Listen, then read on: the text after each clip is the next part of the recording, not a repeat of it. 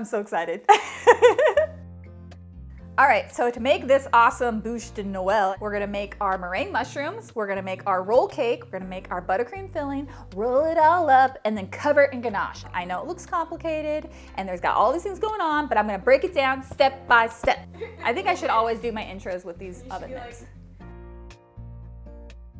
Okay, so the first thing we're gonna do is make our meringue mushrooms because they take so long to bake and then cool. You wanna go ahead and do that ahead of time. You can even do it like a couple of days before, that's totally fine. And then have them ready to go and assembled when you're done with our Buche de Noel. Okay. All right, so we're gonna go ahead and bring our water to a boil, making our bain-marie. All right, now I'm gonna add my egg whites. They have to be fresh. Otherwise they will not whip into a meringue. And basically we just need this sugar to dissolve. So if you want to be specific, it's 110 degrees, but I just dip my finger in there and I can feel grains of sugar. And when I can't feel them anymore, it's 110. Make sure you whisk this, occasionally, just so that it doesn't cook the egg whites, because it actually will. You'll get little cooked eggs around the outside edges. You'll notice as the egg whites heat up, they'll start getting thinner and looser, and that's what you're looking for. Okay, so I can feel in here, not only is the egg whites hot, be careful, but they are nice and smooth like snot. Gross, but we know it's ready. Okay, so now we're going to put this onto our stand mixer, and we're just gonna get it whipping for about a minute or so, and then we're gonna add in our salt and our cream of tartar, which just gives the meringue stability so they don't deflate, and a little vanilla for flavor. And we're gonna bump this up to high until we have really stiff, did I mention stiff peaks? You don't want them to be soft at all. I don't even know if you can over whip this, so just remove that fear from your brain. So it's been about 3 minutes, and you can see this meringue is all flopped over. That is not stiff peaks. That's sad peaks. Okay, so what this feels like is it's very stiff.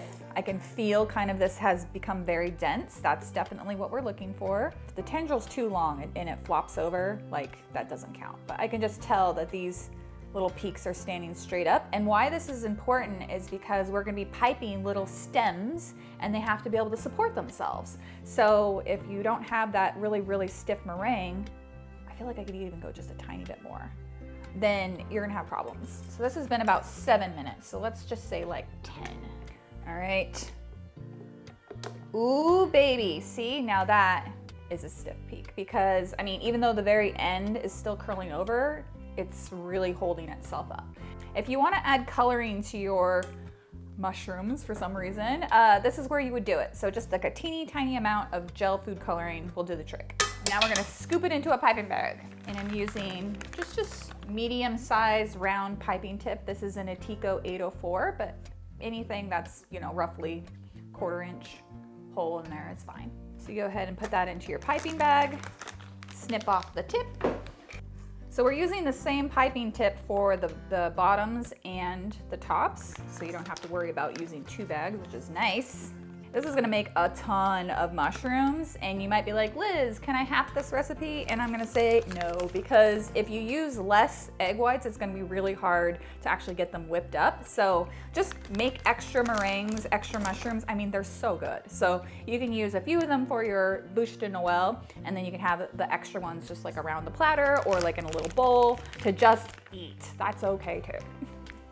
All right, so now we're gonna make our mushroom caps and our mushroom stems. I'm actually going to glue down my parchment with a little bit of this, and that will just help keep the parchment from kind of flying away in the oven. And then we're just going to go straight down, and pipe a little circle. Don't worry about that little peak right now. These do not spread at all, so you don't have to worry about that.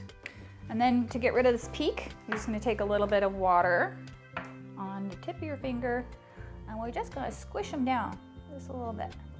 Okay, so now we're gonna do our stems, And similar action, but instead of going in a circle, we're gonna attach and then go straight up. So you're kind of making little cone shapes. Again, I don't have to go super tall, but I'm like challenging myself to see how tall I can go just because. So I'm gonna put both of them on the same pan just so that they bake together. And you'll inevitably have ones that just fall over and don't turn out, and that's fine. So we're making extras, it's totally okay. If you wanna be really like OCD about it, you can put little templates underneath to measure, but I'm not gonna do that because it's okay to have bigger mushrooms and smaller mushrooms. Like, I think that looks more organic. So those are going into the oven at 200 degrees Fahrenheit for about 2 hours, and then you just turn off the oven and let them cool down in there to prevent any wrinkling or shrinking. And then I have a little bit of leftover meringue, and I'm just gonna make some more, because why not? All right, so now we're going to make our sponge cake. This is my just regular vanilla roll cake. We're gonna bring our water back to a boil again and put our bowl on top so that we can dissolve that sugar. So it's really simple to make a sponge cake. It's mostly eggs, and a sponge cake is really just like a cake that's fluffy like a sponge. It doesn't have a lot of moisture to it, and it's super, super flexible. So the main ingredient is eggs. And then we're going to put some sugar in there to sweeten it up. We're gonna whip that up till it gets to something called the ribbon stage. Ooh, fancy. And then we're gonna put a teeny bit of flour in there to just kind of give it some stability. All right, and just like with the mushrooms, as soon as you feel like there's no granules in there, it's done. All right, so we're gonna put this on the stand mixer, attach our whisk, and we're gonna whip this for a good 5 to 7 minutes until the batter has tripled in volume. And then when we take the whisk and drizzle the batter back into the bowl, it creates these ribbons that sit on top and take a little while to dissolve. So I'll show you what that looks like.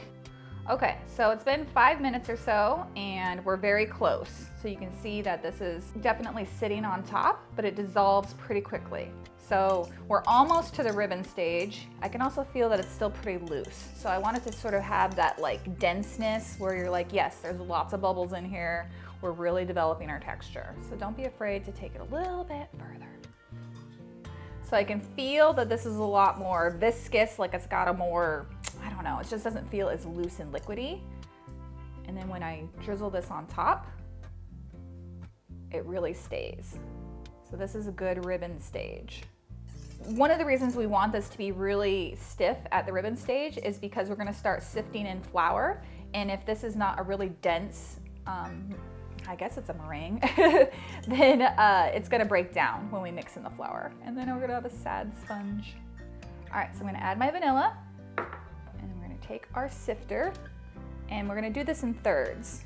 And the reason I am sifting it into this batter is so that it's just really, really light, and it's not gonna start breaking down that egg mixture. So we're gonna take our spatula, and we're gonna go around, and then lift that batter and bring it over into the middle, and that's called folding.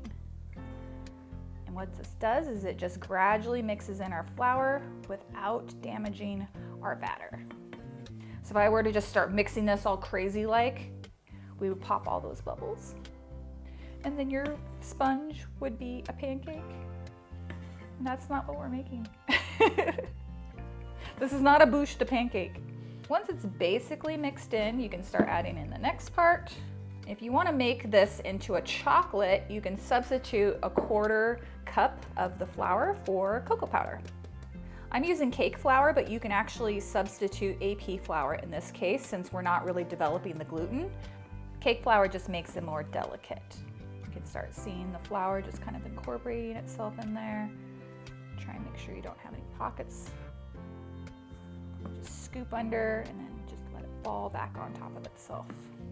This seems like really complicated, but I promise you it's not. It's just learning a new type of mixing, which might seem a little terrifying, but I've had people who've never made French macarons do this folding method, and they're just like, wow, that was much easier than I was expecting. So if you know what you're trying to do instead of just guessing, it's a lot easier, which is why videos are so great, right? And then just do the last little bit. If you don't sift, you will end up with big clumps of flour in your sponge. So you know I'm lazy and I would not sift if I didn't have to. Don't want to overmix this because then you'll start losing your volume. We're going to put this directly into a pan lined with parchment. You don't want to grease this pan at all. Just pour that batter in there. Make sure your parchment paper isn't creeping up along the sides because it will kind of damage the edges. And then we're just gonna spread this all the way to the edges. Try and keep your batter nice and even, if that makes sense, because if you get too thin around the edges, that's gonna bake faster, and then it's gonna dry out, and then it's gonna crack. So this is a 12 by 18 half sheet pan, large cookie sheet, because we need extra roll for the Buche de Noel. All right, into the oven, 400 degrees for 8 minutes. As soon as the cake is done, you want to take it out of the oven and put it on a rack to cool, and then immediately loosen the edges of the cake from the sides of the pan with a little paring knife. I'm going to sprinkle the surface with just a little bit of granulated sugar, and that just keeps the cake from sticking to the parchment paper. Then you put a piece of parchment over the top, put another cooling rack on top of that, and then flip the whole thing over to release the cake from the pan. And then we're going to take off the parchment paper. Oh, satisfying. You want to work with this while it's still pretty hot because sponge cake has memories. It's weird. So we're going to roll this up with a tea towel to give it that curled shape, and then it's going to cool so that it will stay in that shape and it won't crack. And that's the secret to not getting cracks in your roll cake. So we're going to put the tea towel on top, grab our cooling rack and flip it back over so that the tea towel is then on the bottom. A lot of flipping. Get rid of that. That worked really well. Okay, so we're gonna roll lengthwise this way. A little tricky. Need extra hands. Roll up.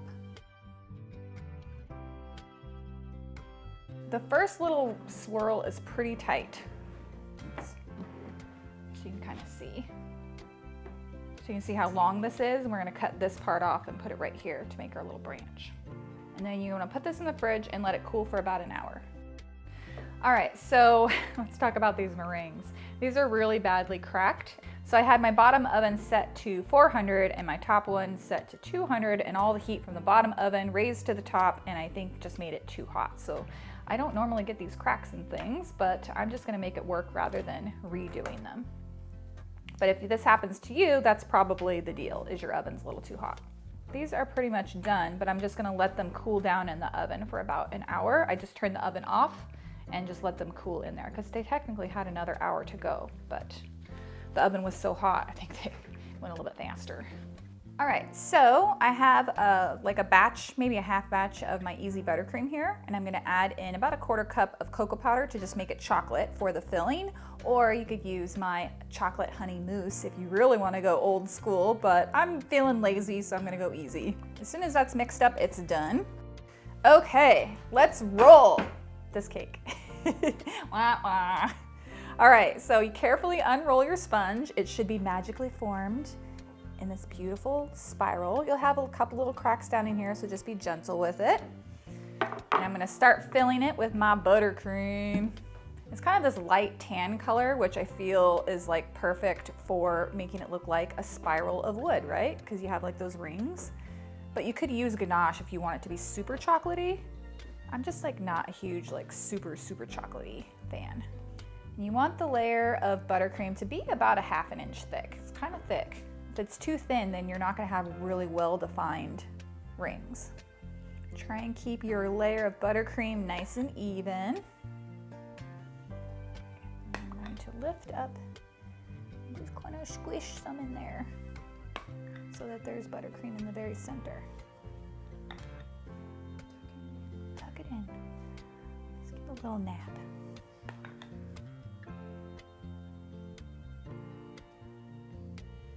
Okay, are we ready for this? Okay, so now we're just going to carefully roll this guy. I'm going to use my forearm. There we go. Ta-da! And one thing that I just really want to enforce is that you want your spiral to be really nice and tight. Otherwise, you're going to have gaps. And this is a sponge, so it's not as delicate as you think it is. I'm just gonna roll it all the way over, just so that the bottom edge of the sponge is tucked underneath so it doesn't unroll. And then just like cover this and put it back into the fridge. All right, time to make our shrooms. I have my ganache that's been sitting in a shallow pan so that it chills up. This is just my 1-to-1 soft ganache ratio. And then our surviving meringues that were not overcooked and cracked. Then I have 1 tablespoon of vanilla and 1 teaspoon of cocoa powder and a skewer. You're also gonna need like a toothbrush or a stiff paintbrush. First thing we gotta do, we're gonna mix together our cocoa powder and our vanilla. This is gonna make a nice little kind of chocolate paint, basically. And then to actually assemble a mushroom, you're gonna take one of your stems and one of your caps, and you just wanna make a little hole, not a big one, like so. And you can take some of your mixture, and from the center going outwards, you're gonna do some little lines. Totally optional, but it just kind of makes it look a little bit more realistic. And then you're gonna dip your stem in that yummy ganache, and then we're gonna put them together to make a mushroom. I might have gone overboard with that ganache. You don't have to put so much in there. You can also use melted chocolate, but ganache is gonna work just as well, so why not make your life easier, right? And then I'm just gonna sit these on this plate right here to chill out while we do the rest of them.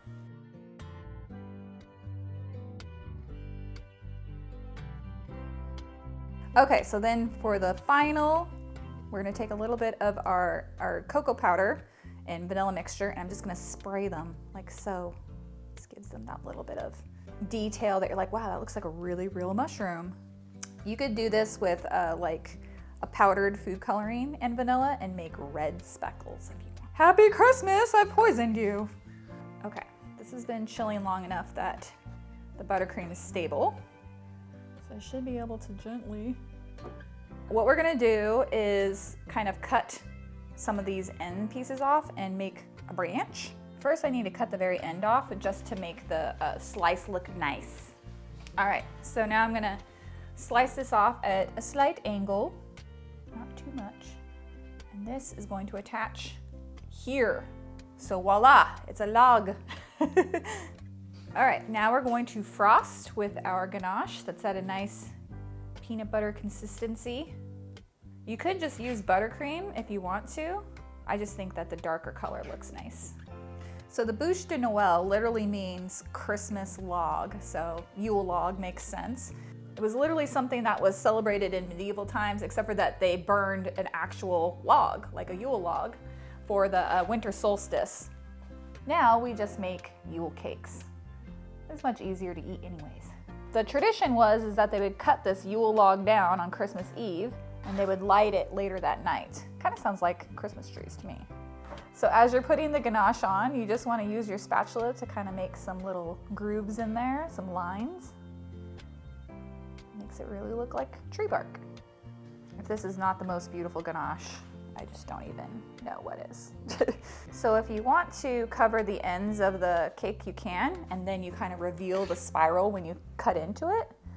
But I'm gonna keep my ends looking pretty. There's like a million different ways that you can do this.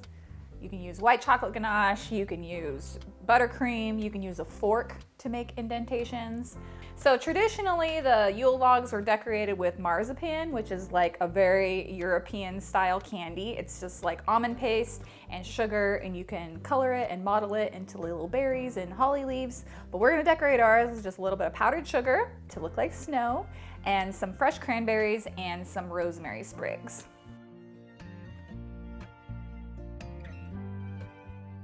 Oh, and our meringue mushrooms, can't forget about those. Ta-da! I'm done because I ran out of mushrooms.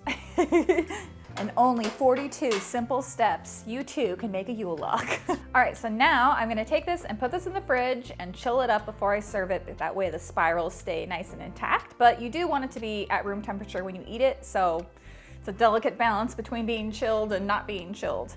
Okay. So good. Super light, super creamy. Definitely tastes like Christmas. So that's it, guys. That's how you make a Buche de Noel. If you like videos like this one, don't forget to like and subscribe, and I'll see you guys next week. Bye. This really is super good. I'm like constantly amazed that they're actually good.